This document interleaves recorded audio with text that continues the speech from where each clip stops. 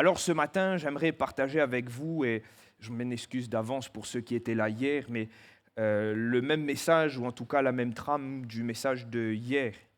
Alors pour vous expliquer le contexte, cela fait 15 jours que nous avons étudié avec le groupe qui vient le samedi soir ce grand discours de Jésus qui commence au chapitre 24 et qui termine au chapitre 25, qui vient en réponse à une question très pratique, très existentielle des disciples.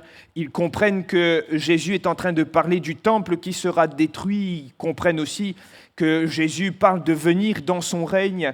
Eux-mêmes, en tant que Juifs, sont enseignés d'après la loi et s'attendent à ce que le Messie vienne dans son règne. Bien plus qu'un Messie qui guérit, qui sauve, il y avait une aspiration quand même dans le cœur des Juifs pour que ce soit un Messie presque politique, quelqu'un qui vient renverser les gouvernements et qui rend la liberté au peuple de Dieu, donc à Israël. Et lorsqu'ils entendent Jésus parler de ces choses, il y a cette question qui germe dans le cœur des disciples. Seigneur, quand est-ce que ces choses vont arriver ? Quand est-ce que le temple va être détruit ? Puis surtout, quand est-ce que tu vas le rétablir ? Quand est-ce que tu vas revenir régner dans ton règne, Seigneur Jésus ? Donc, quand est-ce que tu viens régner en tant que roi ? Quand est-ce que la fin des temps va arriver ? C'est là la véritable question. Et si vous regardez bien, c'est aussi un peu les questions qu'on se pose et que la société se pose en ce moment. Quand est-ce que ces choses vont arriver ? Quand est-ce que le Seigneur va-t-il revenir ? Quand est-ce que le Seigneur va venir nous chercher ?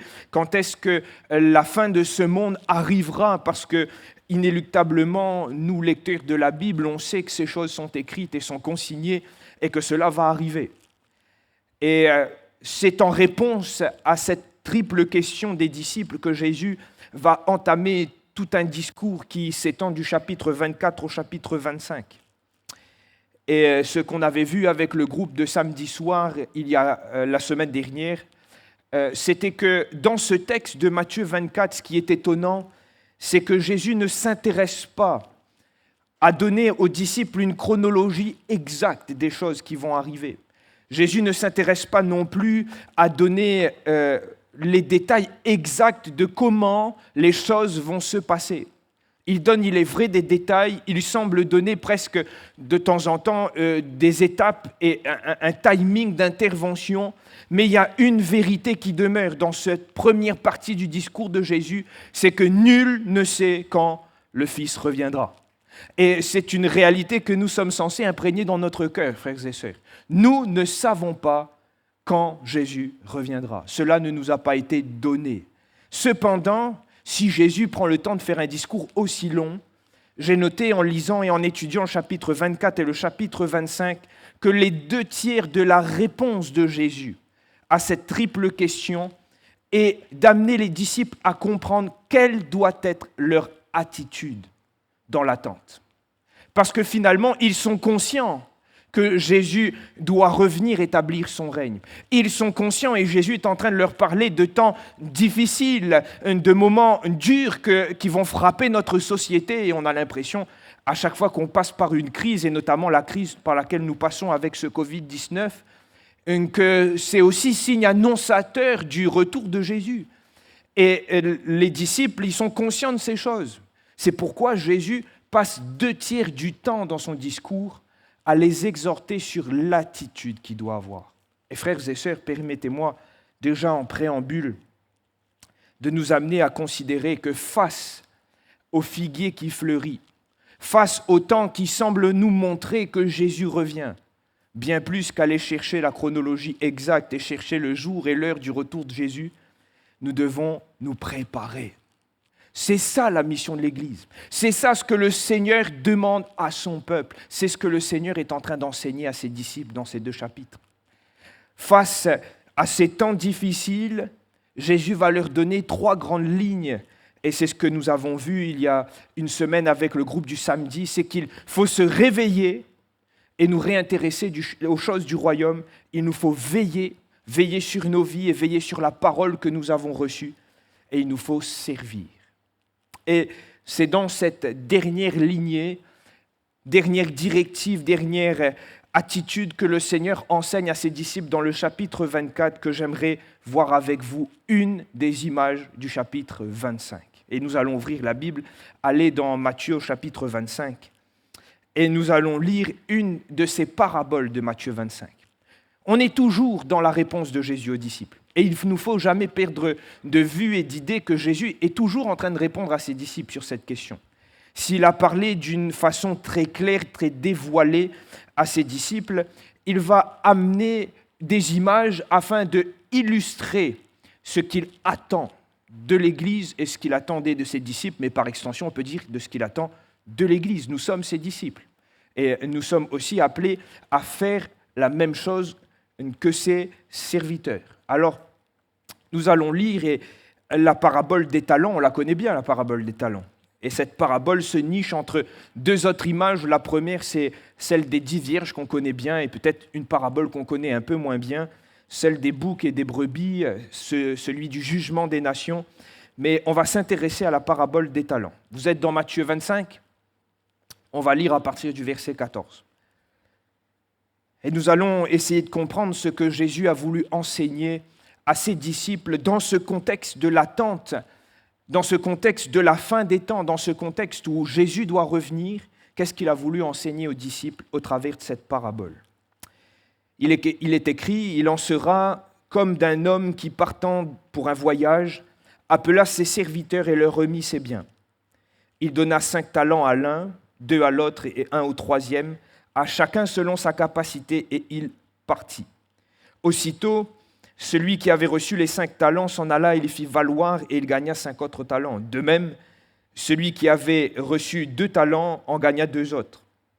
Celui qui n'en avait reçu qu'un alla faire un creux dans la terre et cacha l'argent de son maître. Longtemps après, le maître de ses serviteurs revint et leur fit rendre compte. Celui qui avait reçu les 5 talents s'approcha en apportant 5 autres talents et dit « Seigneur, tu m'as remis 5 talents, voici j'en ai gagné 5 autres. » Son maître lui dit « C'est bien, bon et fidèle serviteur. Tu as été fidèle en peu de choses, je te confierai beaucoup.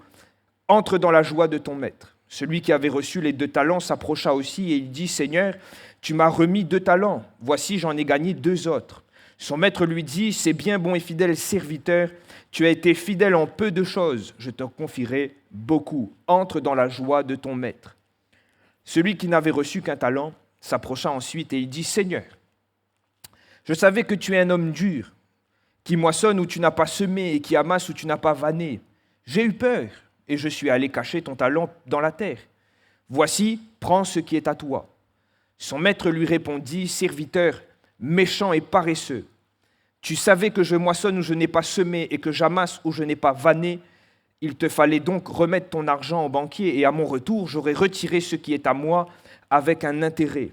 Ôtez-lui donc le talent et donnez-le à celui qui a 10 talents, car on donnera à celui qui a et il sera dans l'abondance, mais celui qui n'a pas, on ôtera même ce qu'il a. Et le serviteur inutile, jetez-le dans les ténèbres du dehors où il y aura des pleurs et des grincements de dents. Amen. On ne veut pas dire Amen aux pleurs et aux grincements de dents, mais on dit Amen à la parole de Dieu. Cette parabole, on la connaît bien, je l'ai dit et je le répète, mais on ne l'a pas toujours associée au temps d'attente et à ce moment où nous vivons, nous, en attendant le Seigneur revenir. Pourtant, il ne faut pas tourner autour du pot dans cette parabole. Le maître qui a remis des talents à ses serviteurs, c'est Jésus, qui est parti dans un pays lointain dans la parabole. Nous, on sait qu'il est parti dans le ciel glorifié et qui va revenir longtemps après. Et après 2000 ans, on peut dire oui, longtemps après. Donc, il faut très bien comprendre que dans cette parabole, il est question quand même de Jésus. C'est lui le maître. C'est lui l'homme qui remet les talents à ses serviteurs. Et les serviteurs aussi, on ne va pas tourner autour du pot, c'est nous.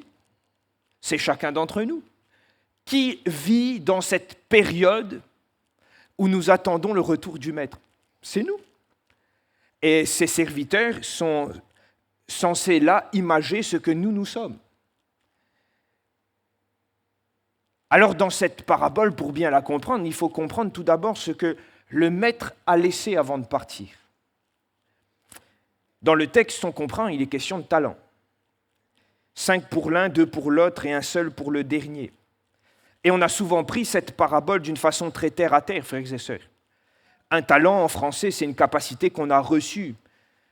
Et on a souvent utilisé cela pour exhorter quelqu'un ou même pour prêcher l'Évangile en disant qu'il faut faire fructifier ce que le Seigneur nous a donné, les dons, les capacités qu'il nous a données. Mais permettez-moi d'aller un peu plus loin. Dans le contexte, et lorsque Jésus parle, un talent, ce n'est pas une capacité, dans la parabole. Un talent, c'est une somme d'argent, parce que le talent, c'était une mesure soit de poids, soit d'argent. Et là, il est question d'une somme d'argent qu'il remet à ses serviteurs.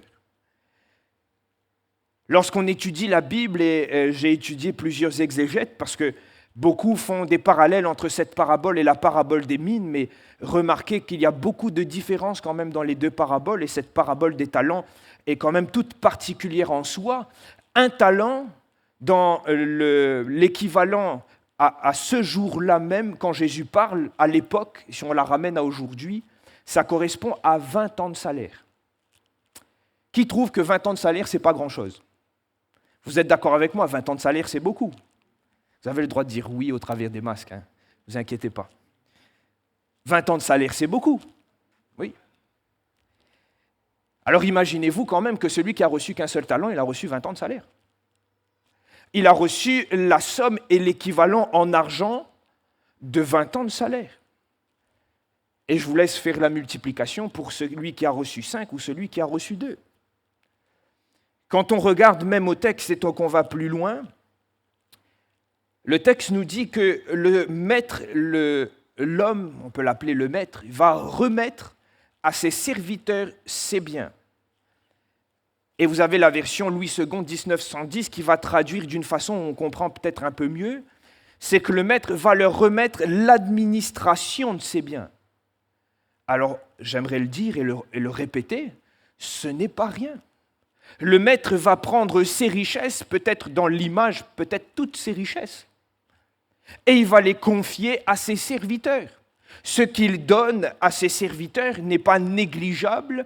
Celui qui a reçu qu'un talent, c'est-à-dire 20 ans de salaire, n'a pas été dévalué ou n'a pas été sous-évalué par rapport aux autres. Il a reçu une somme considérable. Il a reçu une part des richesses du maître. Il a reçu une part des biens du maître. Et même si ce n'est qu'un talent par rapport aux autres, c'est quand même 20 ans de salaire. Et à une époque où il n'était pas si évident que ça d'avoir un travail d'une condition stable, 20 ans de salaire, c'était beaucoup. Et à l'époque même où nous parlons, où l'économie est en difficulté, où le chantier du travail est tout en chantier, justement, on comprend que 20 ans de salaire, c'est beaucoup. C'est une somme considérable. Et comprenons-le, que si nous voulons faire l'application de l'image à nous, ce serait peut-être un peu faible, un peu petit de ramener simplement ces 20 années de salaire à quelques capacités que le Seigneur nous aurait données.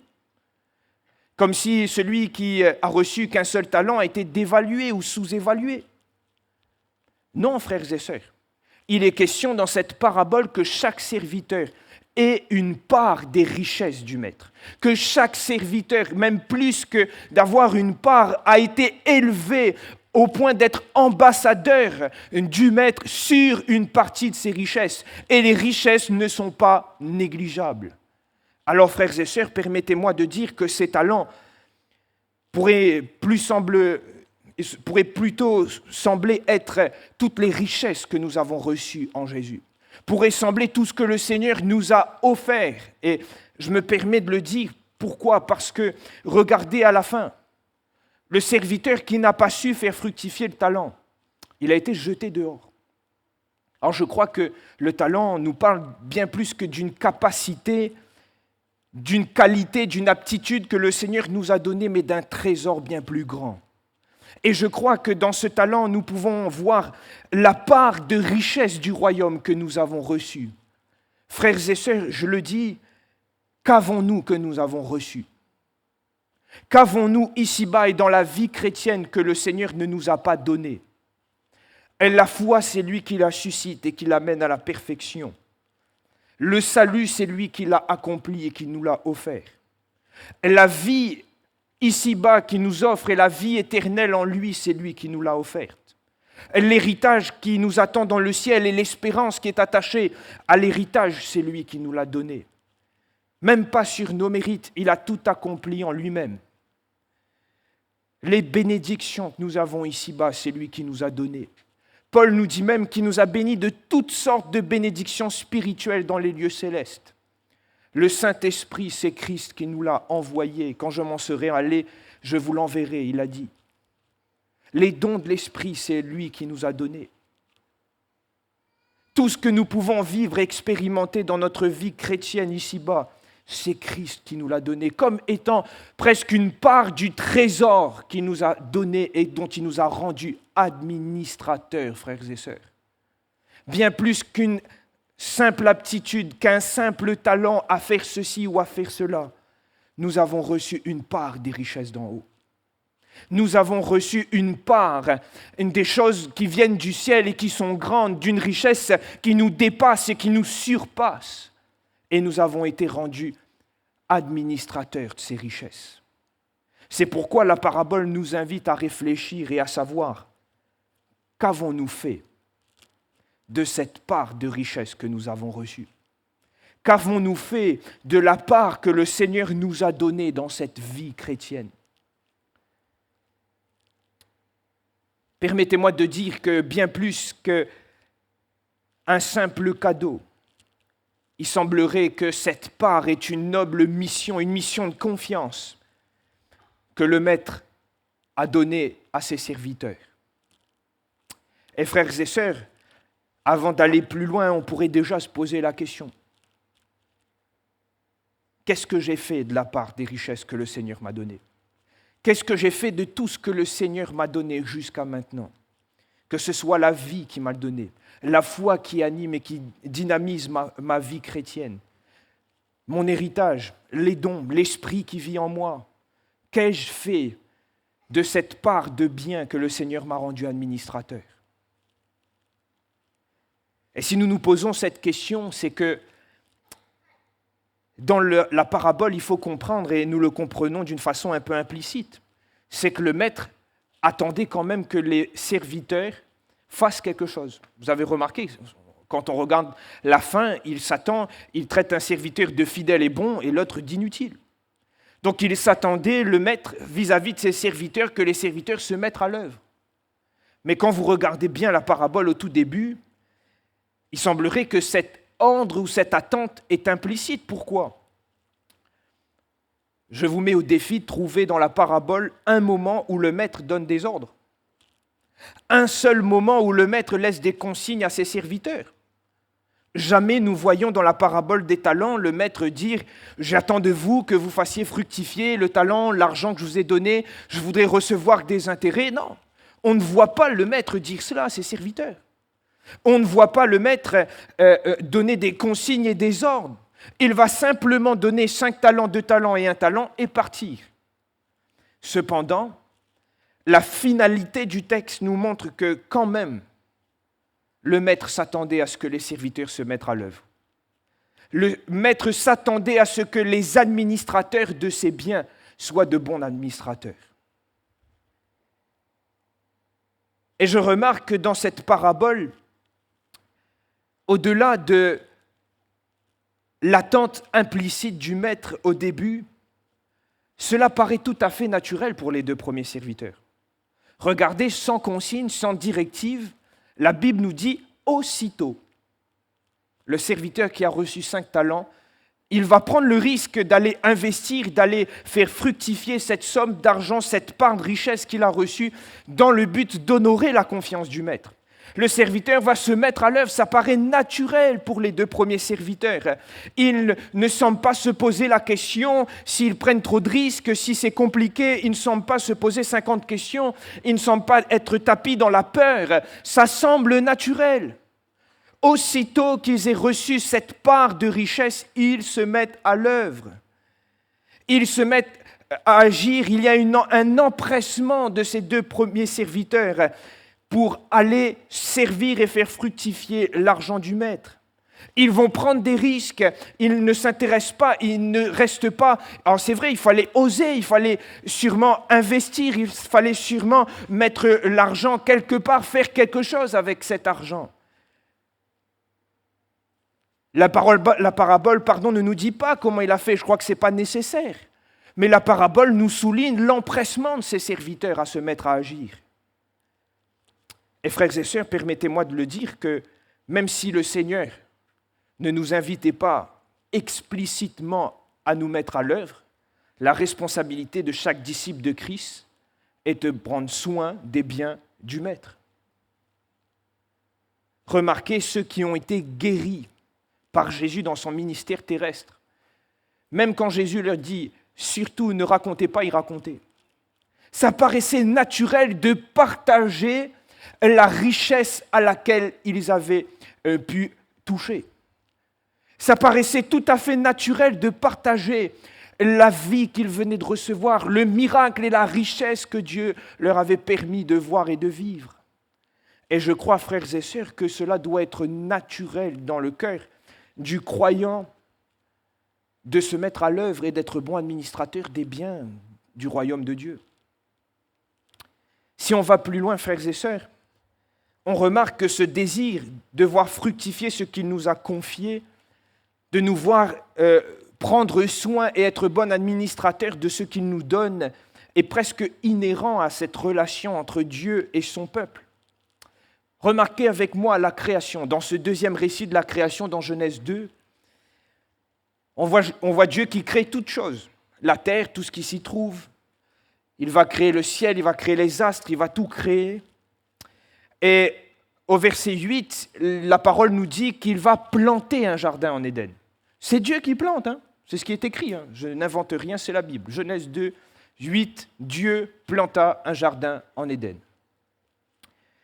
Et plus loin, au verset 15, vous voyez qu'après avoir créé l'homme à son image, le jardin est confié à l'homme. Et il n'est pas confié juste pour être un lieu de repos. Hein. Il est confié à l'homme dans le but qu'il en prenne soin et qu'il fasse fructifier ce jardin. Lorsqu'on va plus loin dans la parole de Dieu avec le peuple de Dieu qui est en Égypte sous la servitude, Dieu a entendu les cris, Dieu se met à l'œuvre pour les sauver et les sortir de la servitude. Dans quel but, frères et sœurs? Juste pour qu'ils soient en paix, pour qu'ils entrent en Canaan. Il a dit au peuple qu'il les ferait sortir d'Égypte pour qu'ils me servent. Et on pourrait continuer comme cela jusqu'à dans le Nouveau Testament, frères et sœurs. Jésus est ce grain de blé tombé en terre, qui a dû être brisé, qui a dû mourir à lui-même afin de porter quoi? Beaucoup de fruits. Et cette loi de la semence ne s'arrête pas là juste à Jésus, mais nous qui sommes fruits de ce premier grain, nous sommes aussi appelés à tomber en terre. Pourquoi? Pour porter beaucoup de fruits. Même exemple avec le cep et le sarment qui nous illustre cette attente légitime. Le sarment qui est sur le cep, qui est participant de la vie, on attend naturellement qu'il porte des fruits. Et on pourrait même aller jusqu'à la grande mission que Jésus laisse à ses disciples, à l'Église, qui finalement ressemble à un cycle de la grâce. Il ne dit pas « faites de toutes les nations des bons chrétiens ». Il ne dit pas « faites de toutes les nations des croyants ». Jésus ne dit pas « faites de toutes les nations des gens qui vont me suivre ». Il dit « faites de toutes les nations quoi? Des disciples ». Et le sens de disciple et du discipolat implique que ces disciples se mettent aussi maintenant à faire des disciples. Parce que dans l'annonce et dans la mission, Jésus parle à des disciples. C'est à des disciples que Jésus demande de faire des disciples. Et Jésus s'attend de ses disciples à ce qu'ils portent du fruit. Et frères et sœurs, je crois que Jésus s'attend de son Église à ce que nous portions du fruit.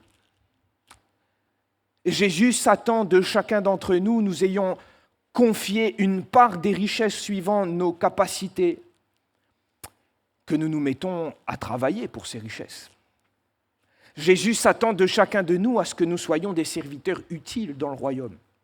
à ce que nous nous mettions au travail dans ce royaume.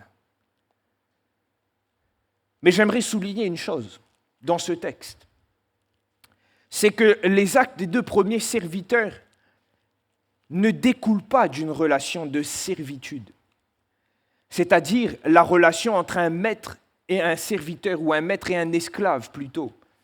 Ça ne découle pas de cette relation de servitude. Les 2 premiers serviteurs ne se mettent pas à agir en se disant, le maître, si on ne se met pas à agir, il va nous taper, il va nous retirer ce qu'on a. Non, ils ne le font pas. Ils ne le font pas dans cet état d'esprit, ils ne le font pas dans cette disposition de cœur. Ces 2 hommes ont compris que leur maître leur faisait confiance. L'absence de consigne en est une des raisons, frères et sœurs. Et comprenons-le, donner à ces hommes autant d'argent, donner à ces hommes l'administration de ces biens alors qu'ils ne seraient pas là, qu'il n'y a pas de téléphone pour prendre des nouvelles, il n'y a pas de fax, il n'y a pas de mail, il n'y a pas de courrier, et de faire confiance à ces 3 serviteurs pour administrer d'aussi grandes richesses. Le maître a fait quand même confiance. Il a eu confiance en ses serviteurs. Et ces 2 premiers serviteurs le considèrent, le comprennent, recevant cette confiance, et ils sont désireux maintenant d'honorer le maître. Et c'est dans cette volonté d'honorer qu'ils vont se mettre à agir au mieux pour les intérêts de leur maître. En regard à la responsabilité et au bien qui leur a été confié, tous les 2 vont se mettre à faire fructifier ce qui leur a été remis. C'est dans une relation de confiance que cela s'est passé. La mise en pratique et la mise en action n'a pas été faite suivant des ordres, mais suivant une relation de confiance, frères et sœurs. N'était-ce pas ainsi que l'Église doit vivre? N'était-ce pas ainsi que je dois vivre? Frères et sœurs, en donnant ses biens à ses serviteurs, l'homme de la parabole les a élevés à un statut différent que simples serviteurs. Je l'ai dit, il n'est plus là, le maître. Il s'en va dans un pays lointain. Il élève ses serviteurs au rang presque d'ambassadeurs du maître. Ils sont investis de l'autorité du maître, de tous les pouvoirs du maître sur la part de biens qu'ils ont reçus. Et conscients de la responsabilité, ils se mettent à l'œuvre, ces 2 premiers serviteurs. Et frères et sœurs, il en est de même pour chacun d'entre nous. Dieu nous a confié une part dans le royaume de Dieu. Dieu nous a confié une part de ses richesses. Et on ne parle pas là de richesses calculables à prix d'argent, à coup d'années de salaire, mais de richesses qui nous dépassent, d'un trésor qui ne peut ni se corrompre ni se souiller. Le Seigneur nous a donné une part dans son royaume, une part dans sa vie. Il nous a communiqué des choses, des trésors qui viennent d'en haut.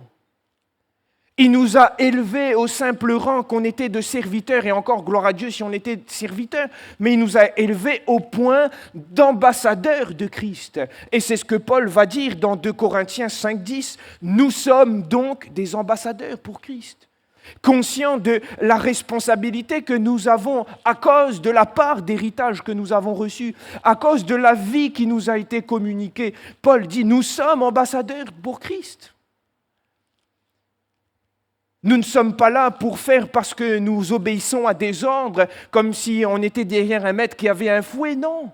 Nous le faisons par reconnaissance et nous sommes amenés à faire conscients de la responsabilité que le Seigneur a laissé à son Église, de servir et de faire fructifier le trésor qu'il nous a donné. C'est dans une relation de confiance, de foi, que Dieu invite chacun à entrer dans le travail et à entrer à faire fructifier les biens du Maître, frères et sœurs. Considérez avec moi également cette image des ouvriers de la 11e heure. C'est une parabole aussi qu'on ne comprend pas toujours ou pas toujours bien parce que c'est compliqué. Sur un plan économique actuel, le maître de la vigne, il a fait un peu n'importe quoi. Pourquoi ? Parce que, premièrement, il embauche des employés à des heures différentes et à la fin, il donne tout le monde le même salaire. Mais considérez avec moi les ouvriers de la 11e heure. est-ce qu'ils ont reçu un contrat à l'image des premiers ouvriers auxquels le maître va dire « Vous allez travailler pour un denier. Vous allez recevoir ce salaire pour une journée de travail. » Les ouvriers de la 11e heure n'ont pas reçu de contrat, même pas reçu de promesse d'embauche. Est-ce que les ouvriers de la 11e heure ont reçu la promesse d'un salaire? J'aimerais vous dire, même pas. Le maître arrive sur la place et voit des ouvriers qui sont là. Il dit, qu'est-ce que vous faites là? Il dit, mais personne ne nous a loués. Et alors qu'il reste quasiment plus de temps, que ce serait absurde d'impliquer ces ouvriers dans le travail de la vigne parce que la journée arrive à sa fin, le maître va dire, ok, venez dans ma vigne. Mais il n'y a pas de promesse de salaire, il n'y a pas de contrat, il n'y a pas d'ordre. Pourquoi ces ouvriers se mettent à travailler? Parce qu'ils ont confiance au maître qui vient les chercher. Ils sont reconnaissants que même à la 11e heure, il y a quelqu'un qui les a permis d'avoir un peu de travail. Et même sans savoir du salaire qu'ils vont obtenir, sans espérance de recevoir le même salaire que ceux qui ont travaillé toute une journée, ils se mettent à l'œuvre par reconnaissance. C'est ainsi que nous devons travailler, frères et sœurs. Non pas parce que nous avons comme un joug à porter en nous disant « Ah, notre maître est dur, il attend de moi ceci ». Non, frères et sœurs, il nous a rendus participants à la vie nouvelle. Quelle richesse nous avons, frères et sœurs. Nous sommes sauvés. Nous pouvons fermer nos yeux ici-bas, nous serons dans le ciel, frères et sœurs. Est-ce que c'est le cas de tout le monde en dehors de cette église? Est-ce que c'est le cas de tout le monde dans les rues, dans cette ville de Saint-Louis? Je ne suis pas sûr, Mais c'est conscient de la part de trésor qu'il m'a donné que je veux me mettre à l'œuvre. C'est conscient de ce qu'il m'a offert et du trésor et de la richesse dont j'ai accès que je veux dire, Seigneur, tu m'as fait confiance. Moi, misérable que je suis, tu m'as rendu ambassadeur pour toi, Seigneur.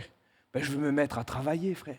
Je veux me mettre à travailler. Je veux me mettre à œuvrer. Je veux faire fructifier ce que tu m'as donné.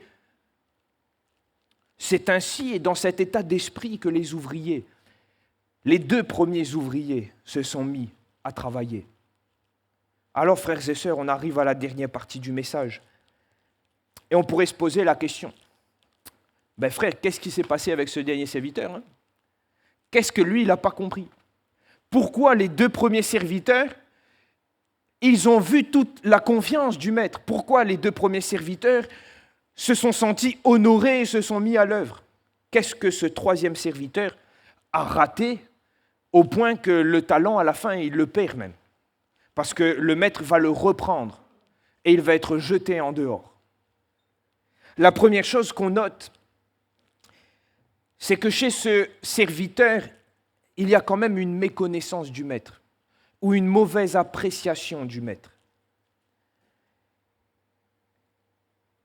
Regardez avec moi, ce serviteur a vu le maître dur, a vu un maître qui moissonne, qui récolte là où il n'a pas moissonné.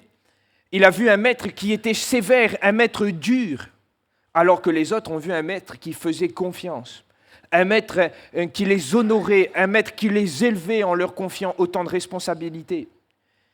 Mais lui, il a vu un maître difficile, et plutôt que recevoir cette part de richesse comme étant quelque chose de bon, de bien, ça a été un fardeau pour le 3e serviteur. Il a vu cela comme une charge, comme si c'était quelque chose de pénible, de dur, au point qu'il s'est dit « Ah, je vais l'enfouir ». Même le maître va lui dire « Tu aurais réfléchi un petit peu, tu aurais déposé à la banque ».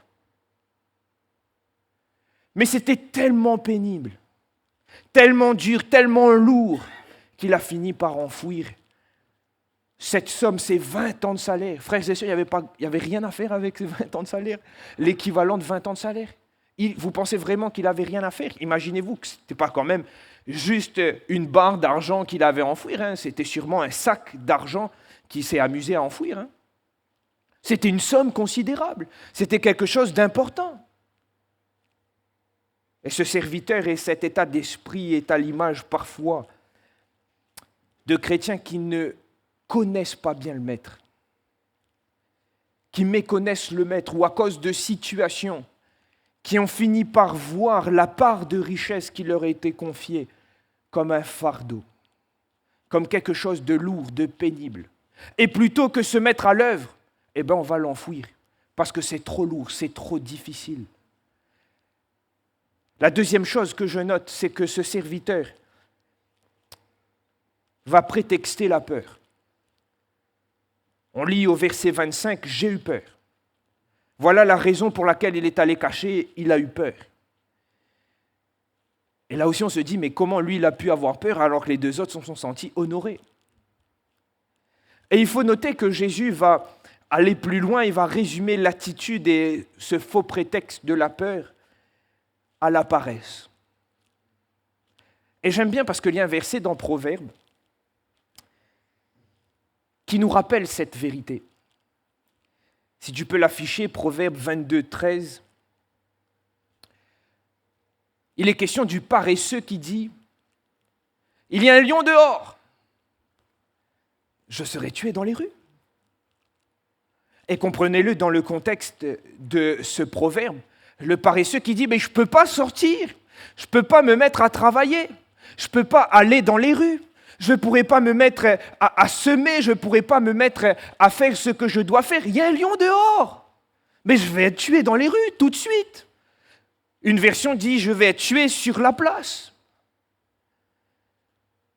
Et parfois, on est un peu aussi comme ce serviteur qui dit « Mais j'ai eu peur. » Parfois, on est un peu aussi comme ce paresseux qui voit des lions partout. Alors que le Seigneur nous demande de faire, d'aller, de se mettre au travail, on dit « Seigneur, il y a un lion dehors. Je ne peux pas y aller, Seigneur. C'est trop dur, c'est trop difficile. » Alors permettez-moi de dire, c'est facile de taxer le troisième serviteur. Mais parfois, ce lion, on le voit parce qu'on est passé par un temps difficile. Quand on passe dans le fond du creuset, lorsqu'on est dans la fournaise, lorsque les flammes semblent nous faire mal, lorsqu'on a l'impression que la machine à laver du Seigneur ne s'est pas arrêtée, et que le Seigneur nous rappelle par son esprit, j'attends que tu travailles, que tu te mettes à fructifier là-bas. On dit, Seigneur, mais jamais, je ne peux pas. Vois ma situation, vois la difficulté par laquelle je traverse, vois les soucis que je rencontre. Il y a un lion dehors, Seigneur. Et le lion est déjà en train de me manger, je ne peux pas sortir. Et on finit par être comme ce serviteur, ce troisième serviteur, on va enfouir le trésor. Pourquoi ? Parce qu'on a peur. On s'est enfermé dans toutes sortes de prisons. On s'est enfermé dans toutes sortes de raisonnements à cause de choses difficiles. Parfois, c'est des choses difficiles par lesquelles nous passons, des tempêtes. Parfois, c'est parce que nous sommes percés dans notre propre chair. Mais permettez-moi de le dire, même là, le Seigneur attend qu'on fasse fructifier le trésor qu'il nous a donné. Imaginez-vous un instant que l'apôtre Paul, alors qu'il est jeté en prison, il disait « Seigneur, mais je ne peux pas prêcher l'évangile. Moi, ton serviteur, moi l'apôtre, je suis en prison, Seigneur. Je suis en prison, enfermé, moi qui prêchais la grâce. Seigneur, mais je ne peux pas me mettre à l'œuvre. Je ne peux pas faire fructifier la part des richesses que tu m'as données. Ce n'est pas possible, Seigneur. Vois ma situation. Vois la prison dans laquelle je me trouve. Il y a un lion dehors. Je ne peux pas y aller. » Frères et sœurs, s'il avait fait ça, on n'aurait pas eu les épîtres. Mais conscient de la part de richesse qui lui a été donnée, quelles que soient les circonstances, il s'est mis à travailler. Et il s'est mis à continuer à faire fructifier la part de richesse que Dieu lui avait confiée. Et frères et sœurs, à réfléchir comme ce serviteur inutile, paresseux, on pourrait se poser la question ce matin, le maître s'était-il trompé en faisant confiance à ses serviteurs? Je vais tourner la question d'une façon différente. Le maître s'est-il trompé en te confiant cette part du trésor? Alors que tu passes par un temps difficile et tu te dis, mais Seigneur, je ne peux pas faire plus, je ne peux pas m'investir, je ne peux pas te consacrer plus de temps, je ne peux pas parler de toi alors que moi-même je suis éprouvé, je ne peux pas te servir alors que moi-même je suis éprouvé, je ne peux pas prier pour quelqu'un qui est malade alors que moi-même je ne suis pas guéri. Est-ce que le Seigneur s'est trompé quand il t'a donné cette part des richesses? Est-ce que le maître s'était-il trompé lorsqu'il avait confié à chacun de ses serviteurs une part de ses biens et un talent pour ce troisième serviteur, 20 années d'argent? Je crois que lorsque le maître a confié ses talents à chacun, la Bible nous dit qu'il l'a fait selon ses capacités. Le maître ne s'est pas trompé. Jamais Dieu ne confiera des responsabilités, une part qui soit au-delà de nos possibilités. Et j'aimerais même dire spirituelle comme intellectuelle. Jamais le Seigneur ne te confiera une part, ou jamais le Seigneur t'a donné une part à faire fructifier qui soit au-delà de tes forces. Frères et sœurs, souvenons-nous ce matin que la Bible nous dit qu'il vit en nous par son Esprit Saint. Et c'est lui qui produit en nous le vouloir et le faire, dans le but de son projet bienveillant. Donc, comprenons-le bien, le Seigneur sait par quel chemin nous passons. Le Seigneur sait ce que nous vivons. Le Seigneur sait notre vécu. Le Seigneur sait toutes ces choses. Il est conscient de cela. Mais la Bible nous dit que c'est lui qui agit en nous. Et que s'il nous a confié cette part de richesse, et tu sais la part de richesse qu'il t'a confiée, c'est qu'il sait qu'on était capable de la faire fructifier. Comme quand il a confié à ce troisième serviteur, il savait qu'il était capable. Ésaïe peut rajouter cela, et cela rassure nos cœurs dans le chapitre 26, le verset 12, que tout ce que nous faisons, et frères et sœurs, des fois on fait beaucoup, mais le prophète nous ramène à réaliser que c'est toi qui l'accomplis en nous. Et considérons-le, nos capacités viennent de lui. C'est lui qui agit en nous. Nous ne sommes pas un peuple qui sommes laissés à l'abandon et qui devons agir par notre propre force, frères et sœurs. Christ agit en nous. Et s'il nous a confié la part de richesse et qu'il attend que nous puissions nous mettre au travail, ce n'est pas que c'est une œuvre qui nous dépasse, qui nous surpasse et qui est impossible. C'est qu'il sait ce qu'il veut faire. Il sait ce qu'il fait. Le maître ne se trompe pas.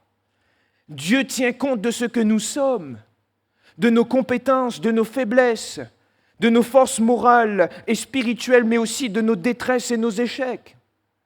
Dieu prend aussi compte de nos joies et nos victoires comme de nos échecs et de nos défaites. Jésus-Christ connaît tout ça, frères et sœurs. Jésus-Christ connaît exactement ce que nous avons vécu et où nous sommes. Mais malgré cela, il persiste à nous faire confiance. Frères et sœurs, considérons-le, Jésus aurait pu agir seul, il aurait pu bâtir son Église sans nous, mais c'est à nous qu'il a confié cette responsabilité. Il aurait pu faire son œuvre en se passant d'hommes si misérables que nous sommes, avec nos défauts, nos imperfections, mais c'est à nous qu'il a confié la tâche. Il aurait pu lui-même faire des disciples, mais c'est à nous qu'il a confié la tâche. Il aurait pu parler, rester sur cette terre et parler encore de l'Évangile, toucher les cœurs, mais c'est à nous qu'il a confié cette tâche. Le Seigneur sait ce qu'il fait. Et ce matin, permets-moi de te dire, ne dis pas comme ce serviteur inutile, je ne peux pas. Ne dis pas, c'est trop pour moi. Ne dis pas ce matin que le maître s'est trompé. Non, il ne se trompe pas. Il sait pourquoi il t'a confié cette part de richesse dans son royaume. Et mon frère, ma sœur, nous avons tous reçu une part. Dans cette parabole des talents, aucun serviteur n'a été lésé. Aucun serviteur n'a été laissé pour compte. Tous ont reçu une part selon leur capacité, selon ce que le maître savait de leur capacité à administrer ses biens. Et les deux premiers serviteurs qui ont été fidèles et bons, qui se sont mis à l'œuvre, qui se sont empressés d'agir et de faire fructifier ce qu'ils avaient reçu, ont reçu les honneurs du maître. Puissions-nous être tels ces deux premiers serviteurs, quelle que soit la part que nous avons reçue, frères et sœurs. Et je me permets d'insister ce matin. Ne dis pas ce matin que la marche est trop haute, que c'est trop difficile.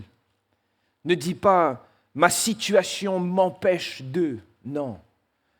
Le Seigneur sait ce que tu passes, par quel chemin tu passes, sait ce que tu vis. Et s'il t'a confié cette part de richesse, c'est aussi pour que tu la fasses fructifier. Le Maître sait ce qu'il fait. Puisse-t-il trouver au milieu de son Église des serviteurs fidèles et bons, à l'image de Jésus qui a été ce serviteur fidèle et bon. Puissons-nous tous être tels ces 2 premiers serviteurs qui, avec empressement, nous mettons à faire fructifier ce que nous avons reçu.